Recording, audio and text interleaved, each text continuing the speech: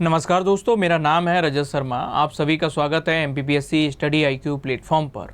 तो आप सभी को जानकारी है कि आपका एग्ज़ाम 26 अप्रैल को होने वाला है और आज हो चुकी है 4 अप्रैल।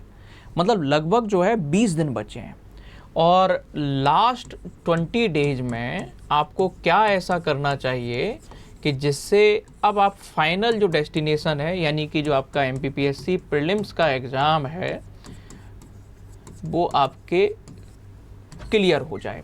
तो आपको करना क्या है कि जैसे आप देखोगे कि 26 अप्रैल के लिए केवल और केवल मैं 20 दिन मान के चल रहा हूँ और 20 दिन मान के चल रहा हूँ। तो इन लास्ट 20 डेज में आपको करना क्या है, तो मेरा सबसे पहला सजेशन ये है कि आपके प्रीलिम्स के सिलेबस में देखोगे 10 यूनिट्स हैं और प्रीलिम्स सिलेबस में आपको टोटल 10 यूनिट्स देखने को मिलेंगी। तो आप काम ये करिएगा कि कोशिश ये करनी है कि 10 यूनिट जो हैं, तो आप शुरुआत के स्टार्टिंग के 10 डेज आप ये करिएगा कि एक यूनिट के क्वेश्चन लगाइएगा और दूसरा साथ में एक एफएलटी को क्या करिएगा, सॉल्व करिएगा। तो इससे साथ पर डे 10 दिन में आपकी एक एक करके 10 दिन में 10 यूनिट तैयार हो जाएंगी और साथ में आपकी 10 एफएलटी लग जाएंगी। फिर आपको करना क्या है कि आपने स्टार्टिंग के 10 दिन क्या कर लिया, मतलब आज से मान लीजिएगा कल से आप शुरू कर रहे हैं 15 तारीख तक, मतलब 15 अप्रैल तक, यानी कि 5 अप्रैल से 15 अप्रैल तक हमें क्या कर लेना है। पहली बात तो एक एफएलटी पर डे और 100 क्वेश्चन सेट हर एक यूनिट का। एक तो काम ये करना है। दूसरा, अब मान लीजिएगा कि सर एक एफएलटी लगाएंगे पर डे और 100 क्वेश्चन का सेट लगाएंगे, तो इसमें कम से कम हमारा 2 घंटा इसका हो गया और 2 आवर्स इसके हो गए, 4 घंटे हो गए। और अभी लास्ट टाइम है, कम से कम 8 घंटे तक तो अपनी स्टडी को लेके जाना ही है और 8 घंटे तक तो लेकर के जाना है। तो रिमेनिंग जो आपके 4 आवर्स हैं, इसमें क्या करिएगा, आप रिवीजन रखिएगा।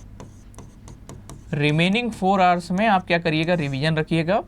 रिवीजन में मेनली आपको एक तो यूनिट 8 का करंट अफेयर जो अब आपका बचा है, उसको आपको डेली बेसिस पर यूनिट 8 का रिवीजन करना है। ये आपको डेली करना है।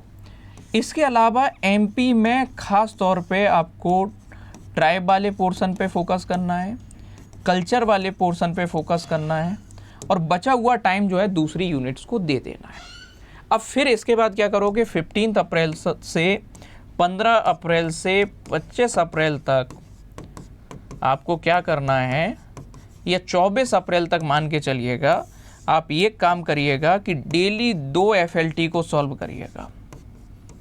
और इसका मेरे हिसाब से टाइमिंग ये रखिएगा कि जो भी कमीशन का पेपर जिस टाइम पर होता है आपका, जैसे मान लो मॉर्निंग स्लॉट आपका 10 बजे से होना है, तो 10 बजे से 12 बजे की एक सिटिंग देनी है और दूसरी एक सिटिंग 2:30 से 4:30 की दीजिएगा।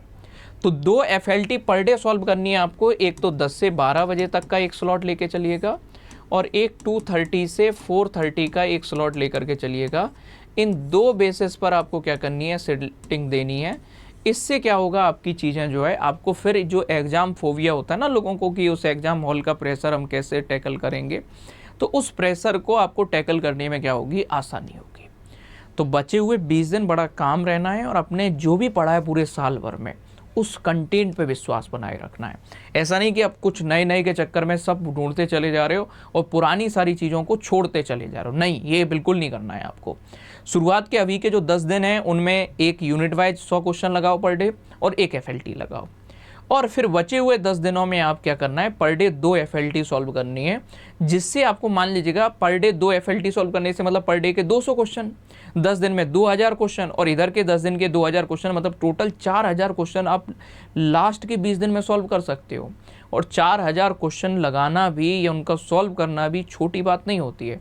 आपका पक्की गारंटी मैं ये कह रहा हूँ कि आपने ये फॉलो कर लिया, आपका जो स्कोर अभी तक आ रहा होगा उसमें से 5 क्वेश्चन आप एक्स्ट्रा मान लीजिएगा कि आप उनको जो अभी गलत कर रहे होंगे किसी ना किसी वजह से, अगर आप प्रॉपर घर पर बैठ करके या कहीं पर जो भी टेस्ट सीरीज आपने ली हुई है ऑनलाइन या ऑफलाइन, उसमें बस इसको क्या करना है, आपको डिसिप्लिन बना के रखना है। ये अंतिम 20 दिनों में आप जो है नैया पार हो जाएगी आपकी।